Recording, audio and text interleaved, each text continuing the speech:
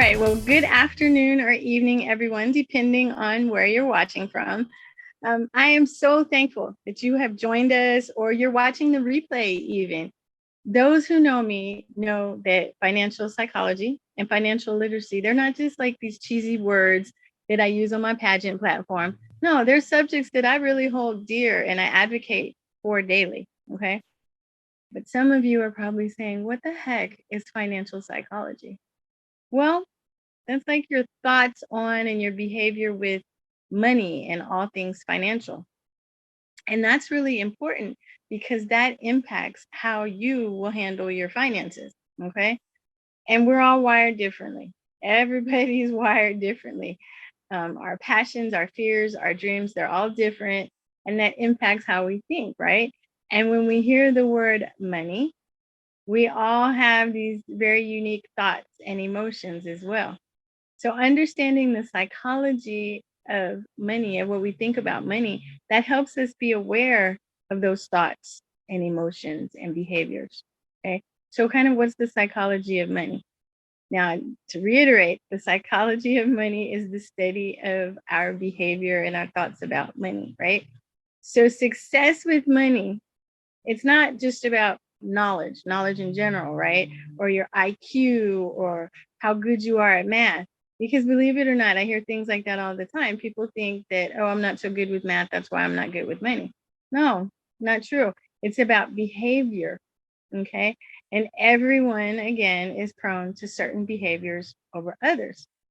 And once you become aware of your tendencies, you can harness the power of your own mind, right? Your thoughts, your will, and you can literally change your life.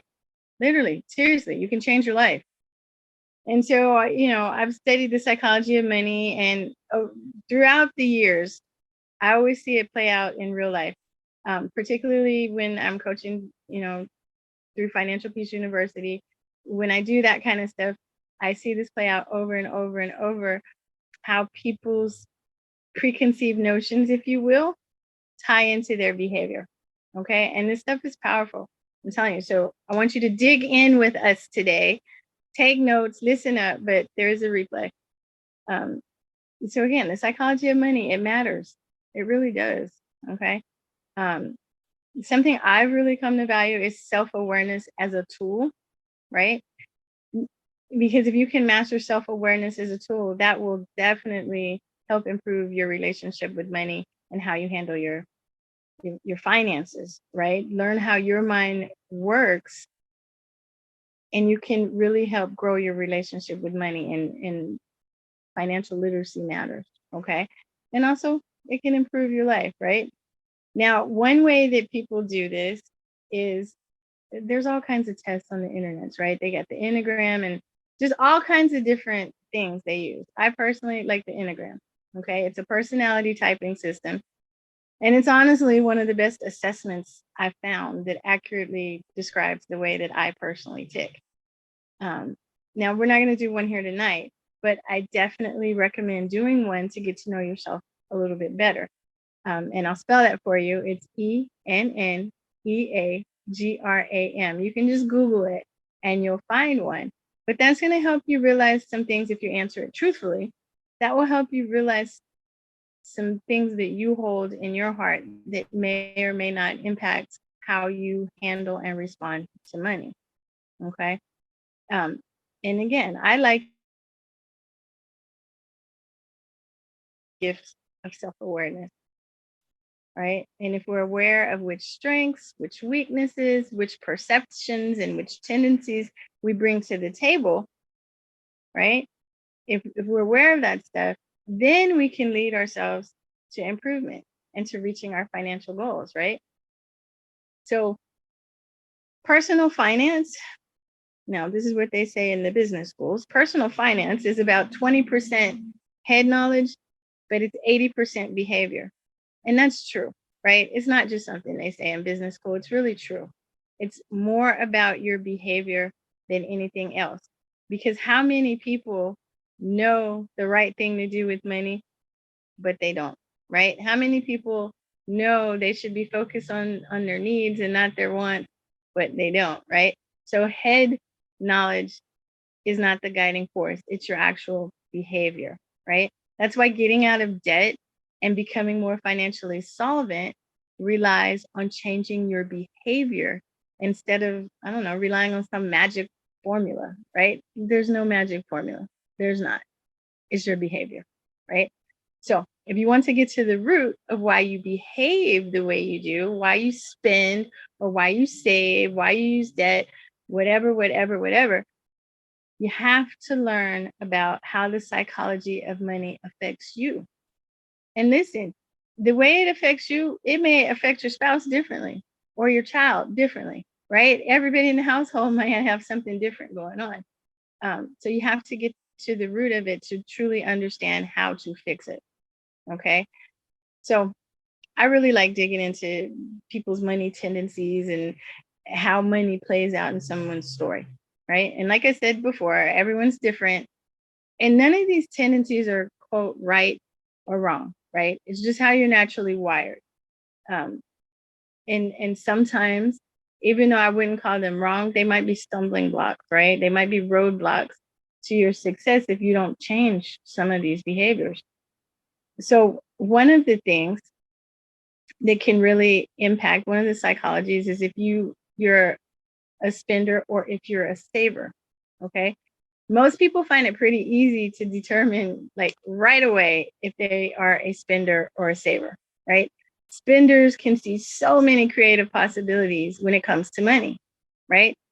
Like sometimes whenever they have extra money, this might be you or somebody you know, when they have extra money, it kind of like burns a hole in their pocket, right? They just can't wait to spend it.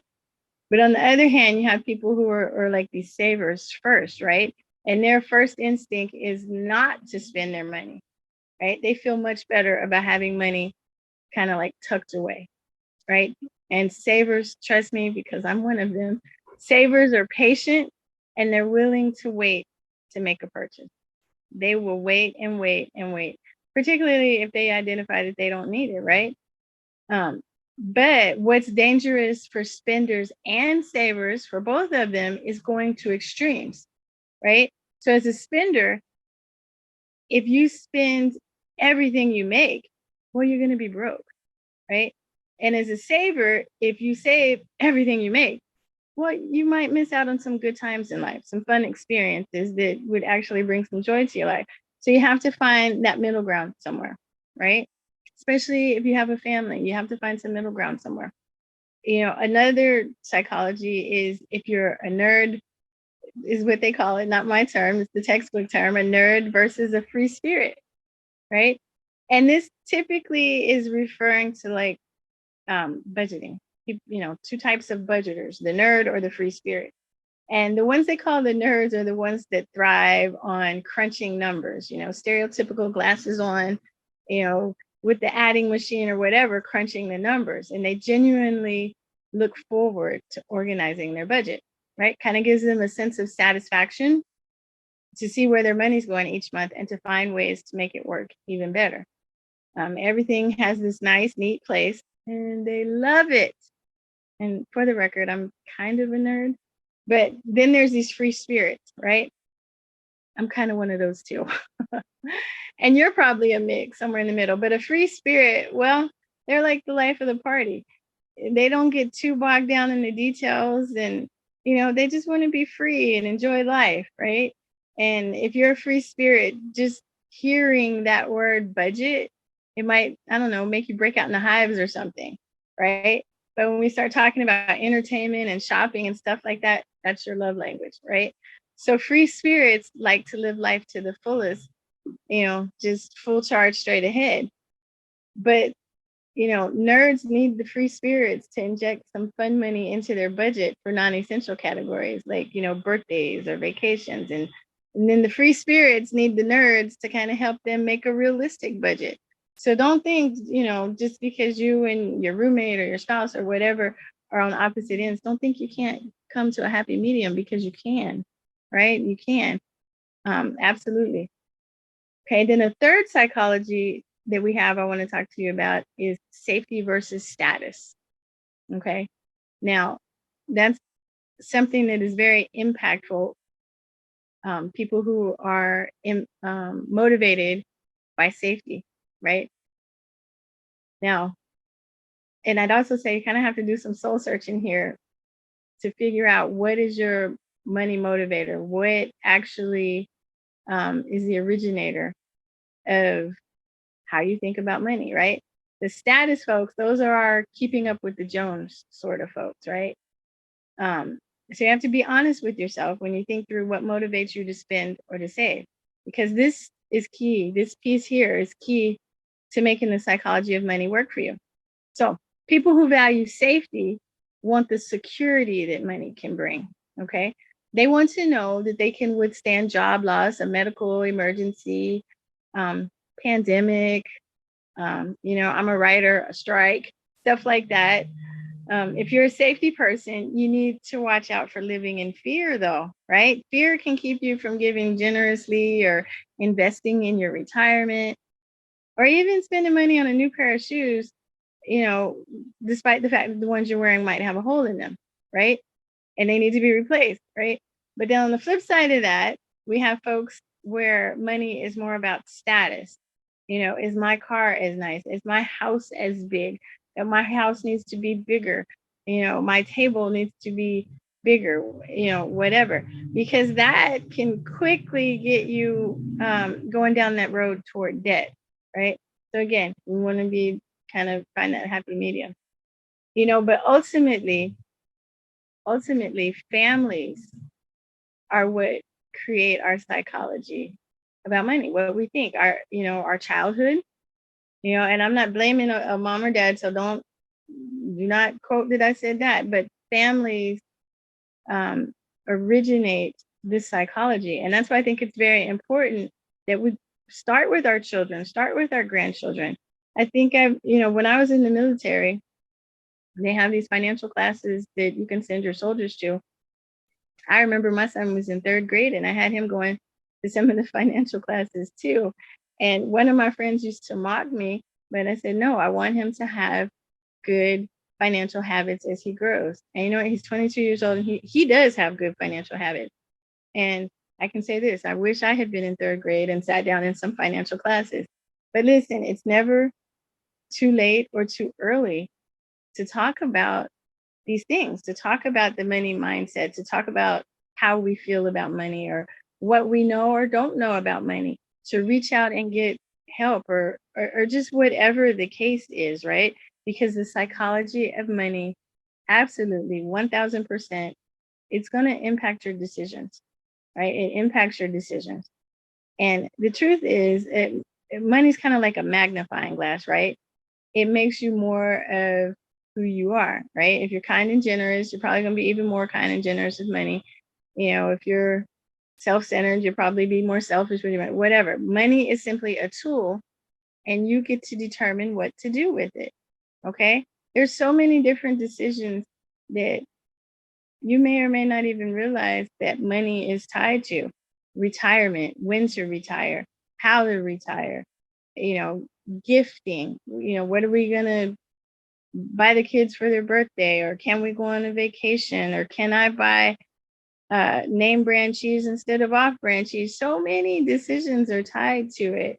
So it takes a lot of stress out of our life if we can get a handle on it, right? It takes a lot of stress out of our life if we can get a firm grasp on, okay, this is what I need.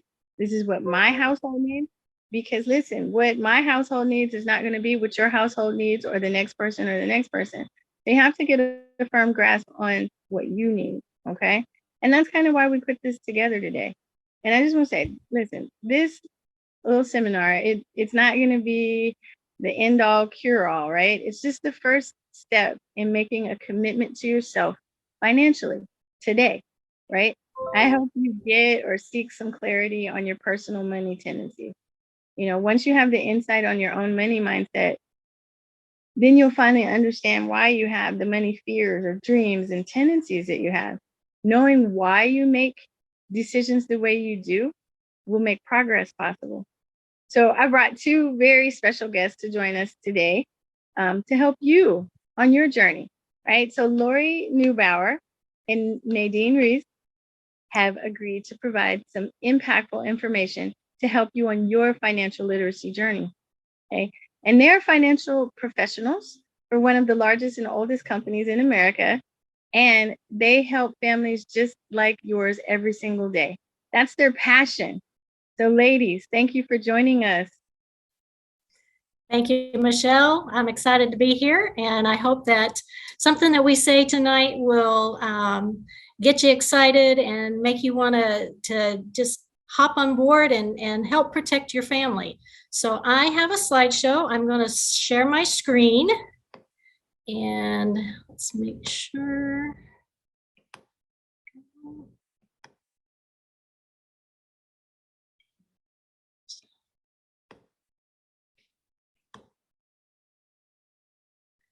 It's bigger, start the beginning.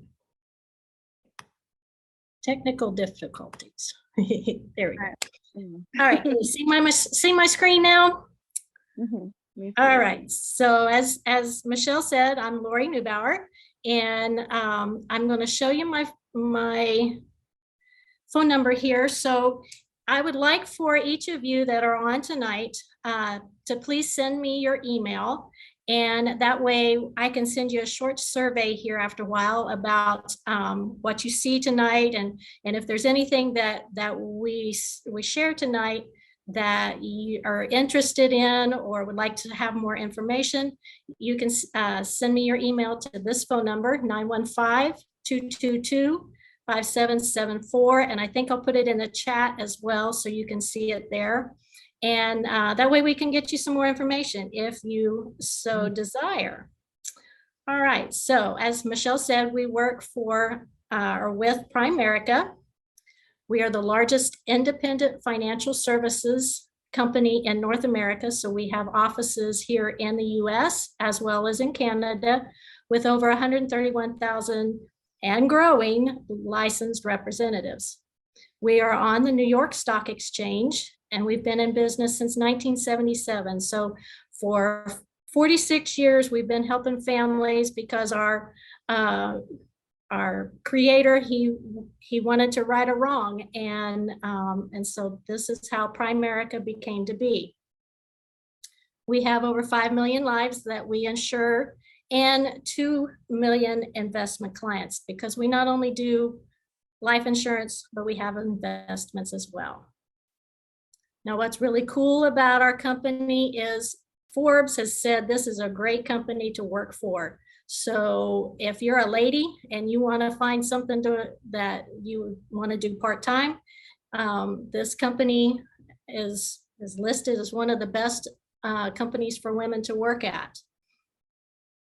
We're also named to the Fortune 1000. Primerica has been listed as the #1 most trusted company for life insurance and the 3rd most trusted company for financial company by the Investors Business Daily.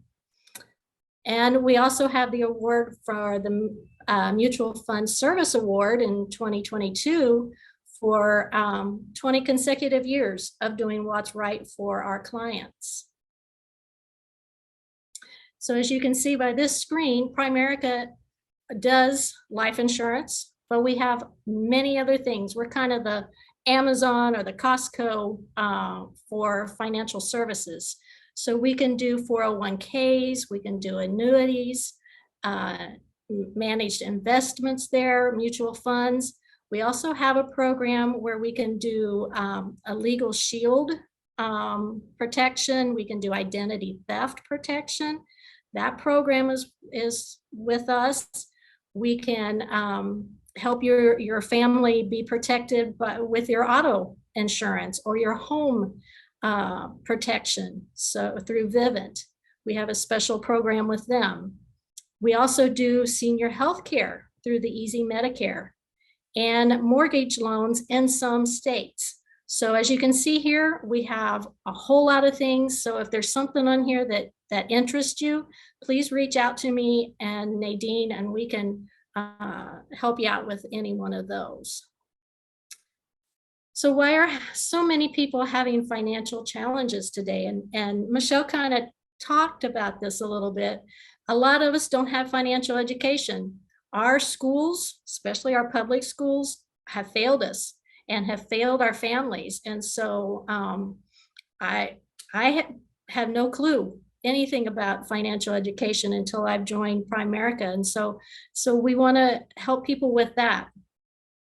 And because of the financial, don't have the education, we don't have a game plan. We don't know what to do. And we're just stuck in the same old thing because we're in debt, or we're, you know, there's nothing there to help us plan. And we don't have a financial coach. If you have kids in sports, they have a coach that tells them, hey, you know, this is the play we're going to do. This is, you know, teaching them the fundamentals of the game.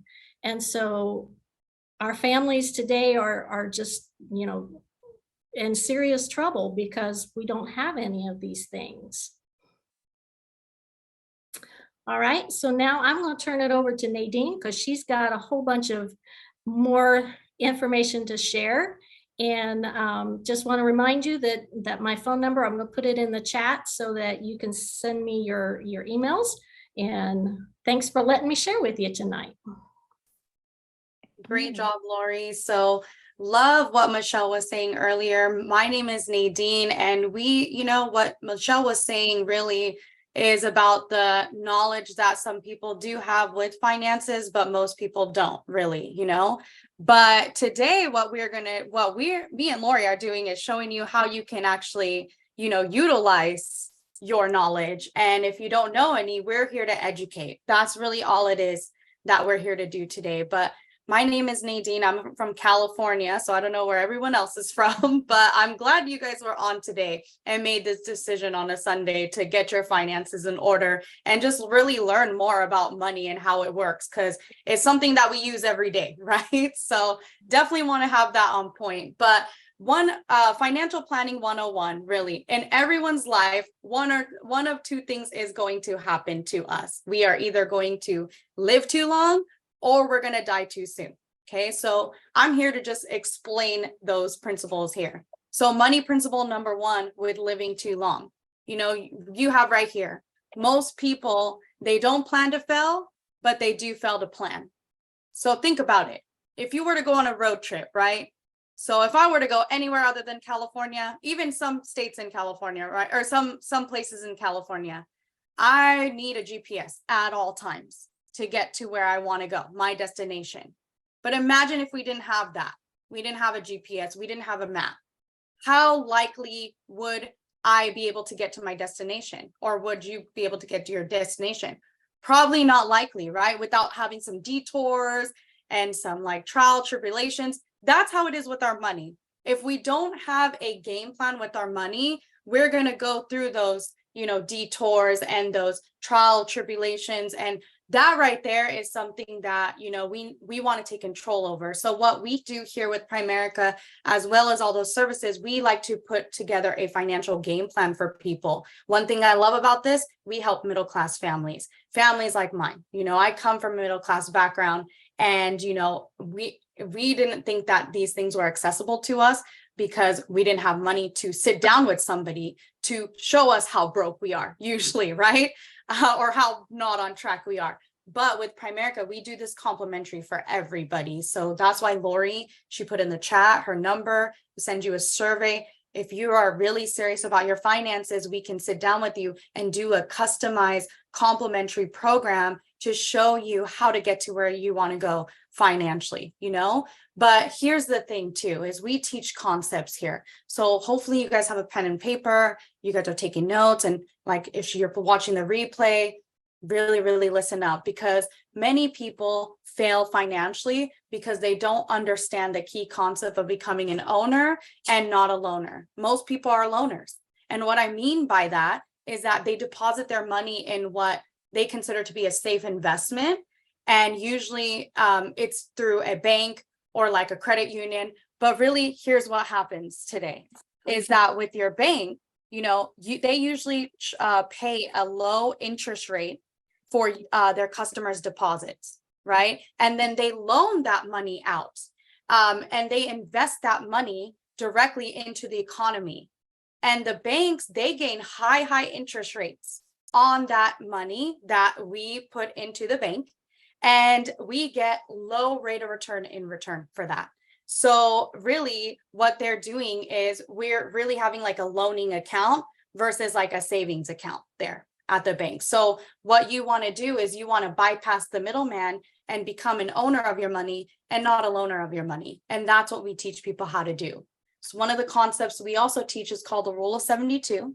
I don't know if anybody is in the chat, they can say anything, but I mean, how many people, if you would put, have you heard of it before? Who hasn't heard of it before? But the rule of 72, when I first seen this, it blew my mind. But what it is, it actually is a formula to take your interest rate that you're earning, you divide that number into 72, and that's going to show you how many years it will take your money to double over time.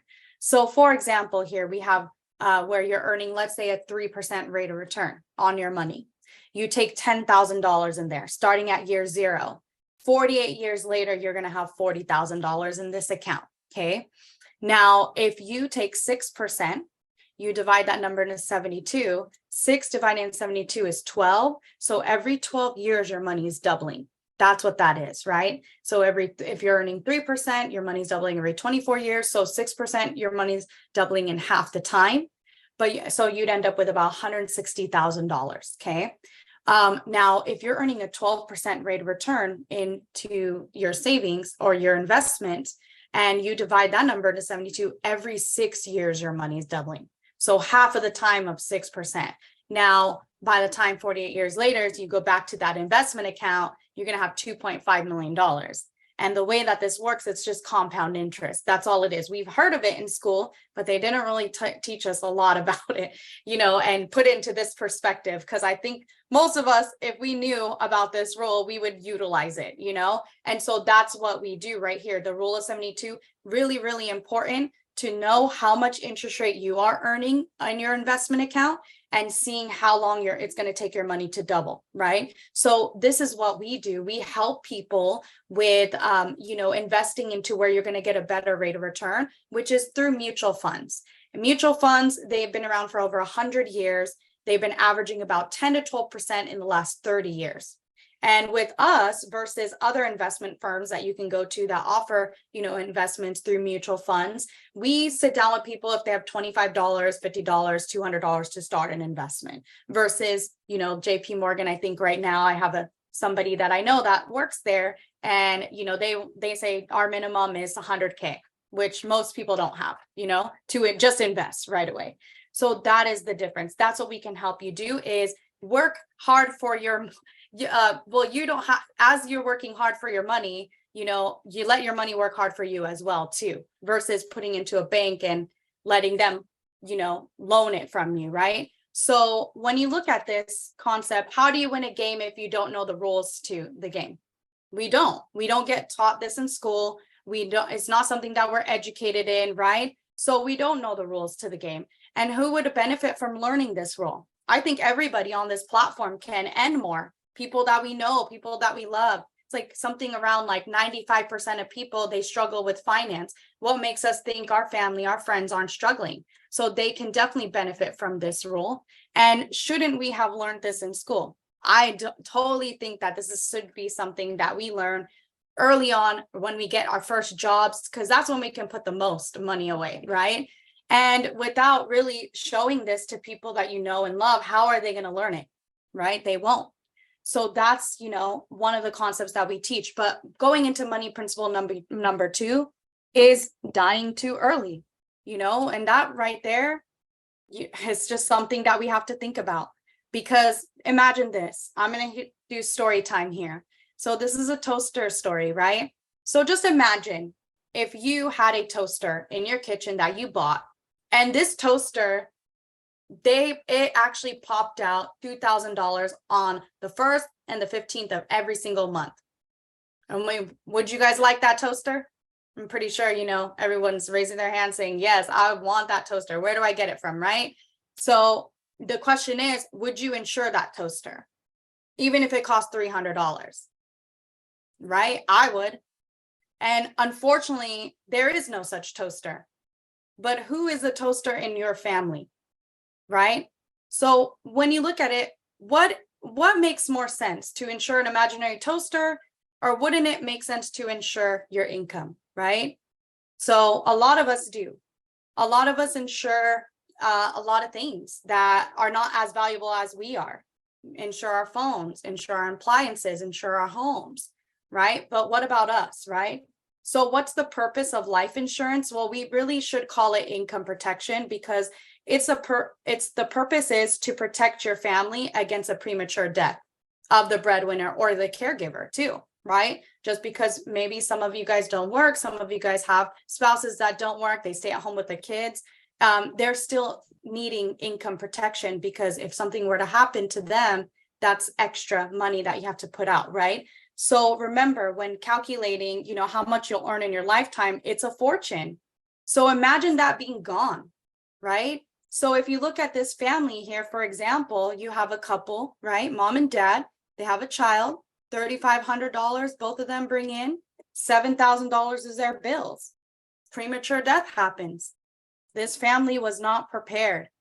Now it turns into a one income household, which you don't see a lot of that nowadays. So how is she going to survive?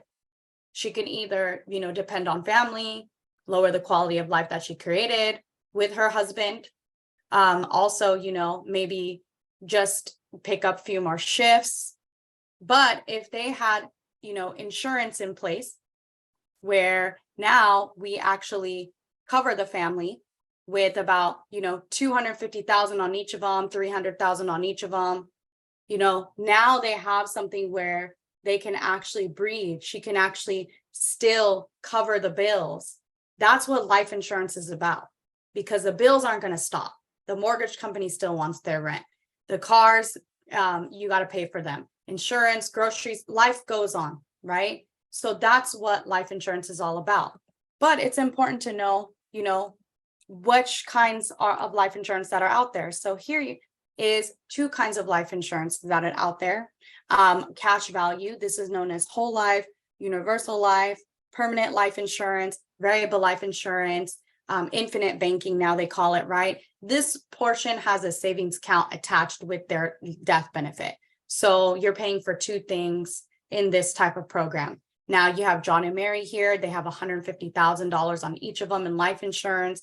They're paying $295 a month, and their cash value in this life insurance policy would grow to about $124,000. Now we just take the difference of the $295 and we show them what they can do with our company. So when you look at what you should buy when it comes to life insurance, inexpensive term life insurance is always a great option, because a common misconception about life insurance is that it needs to be permanent for each family, which most financial experts, they see it in a way of just simply buying time until you can accumulate enough savings, not as a permanent program, a permanent fixture in your financial program, so. And here's why, because looking at the $295 that they're spending with this program here, instead with the term and investing your money separately outside of your life insurance policy, you're able to get way more coverage, $400,000 on each of them in life insurance, $10,000 on their two kids for only $126 a month. So that leaves them over with $169. And they could do whatever they want with that money. But we showed them the investment side, the rule of 72, applying that into mutual funds, and you taking that money. And even if they just were to earn below average of what they've been earning, a 9% rate of return, by the time they're 65 in their investment account, they would have over $500,000 in there. And that's really what we show people how to do. Because imagine, again, participation is great. But think about it. Which program would you choose, A or B? And I hope everybody says B. Who doesn't want more money whenever they're living long, right? Because most people do. But it's great to have enough protection and to be properly protected in case something were to happen too soon, to where you are leaving something behind for your family, And the way we all do this to tie everything in is just, a solution to it is just step one, protect your income. If you look at this house, it's a financial. Have a foundation when you have a house, right? Or else you wouldn't stay there. It's not stable. So again, think of it in your finances. Would you want to have a stable program with your finances? Then always make sure to protect yourself, protect your income first, especially if you have kids, especially if you have somebody else depending on your income. That right there is crucial. But not only that, pay yourself first. Set aside an emergency fund. That's 3 to 6 months of your expenses put away just in case, you lose your job. You're not working right now, go on a strike, things like that. That's what covers your bills in that time of need, right? But then getting a will in place, paying off any debts, right? The step 3, become debt free, fund a retirement, college saving if you have kids, then the fun things, the nice house, the nice car, the lavish vacations. But typically we see a lot of people building their house from the roof and then working their way down, which is nobody's fault. Again, like Michelle said earlier, it's just that we're not really, educated when it comes to finances. And even if we are, we might not take action in that or don't know how to, so really think about it on a scale from 1 to 10, 10 being the highest. How are you rating your desire to become properly protected, debt-free, and financially independent? And I've always asked this question and I've never gotten a 1 or 2. Nobody wants to fail. So hopefully me and Lori today was able to give some type of value, some type of understanding, some type of confidence for you all that are on to really see, okay, I understand more about money now and I know what I need to do, and again, we're here to help. We're here to help for any questions that you guys have. We're here to just educate more. We also have a How Many Works book that whoever does a survey, we're going to send that to you. It's an ebook. And it goes over a lot more in depth of what I went over in my short period of time that I had with you guys today. But I thank you, Michelle, for putting this on. You're a great asset to your community for just wanting to educate, and I congratulate everybody that's on today to really, you obviously want to advance in your finances. That's why you're taking this Sunday, afternoon, evening, depending on where you're at, to do this, so thank you again, Michelle, for letting us speak and talking about our company. And, hopefully we gave value today. So I'm going to pass it back to you, Michelle. Absolutely. You know what? You definitely added value. I can see that from the comments in the chat. So there was a question from Kayla, who lives in Odessa, Texas. She asks, are there policies for those who may have become medically disabled at a young age before they had a chance to get life insurance? Yeah, so that right there is a very, very great question. And sometimes with life insurance, most of the time, it goes through an underwriting process. And so depending on certain medical disabilities, you could get qualified, you could not get qualified, but we also do the investments too. And our thing is that what we do is if somebody weren't able to get qualified with life insurance, we always tend to look at what type of investment can we do for them. If they're willing to put away $25, $50 a month towards, a financial program, and it might not be the life insurance at this point, but it could be, it's always something we can try because, like I said, underwriting, it all depends on that, but I've seen some people that have gotten covered, have not gotten covered. But the ones that don't, we have a solution, which is to do, an emergency fund or a short-term account, setting aside money so that if you do want to leave something behind for your family, you totally could as well too. And it doesn't have to just be life insurance as well. So hopefully that answered your question. And if you are interested in seeing if you're able to get qualified or whoever you are, do the survey, and we can contact you and personally do a financial analysis with you.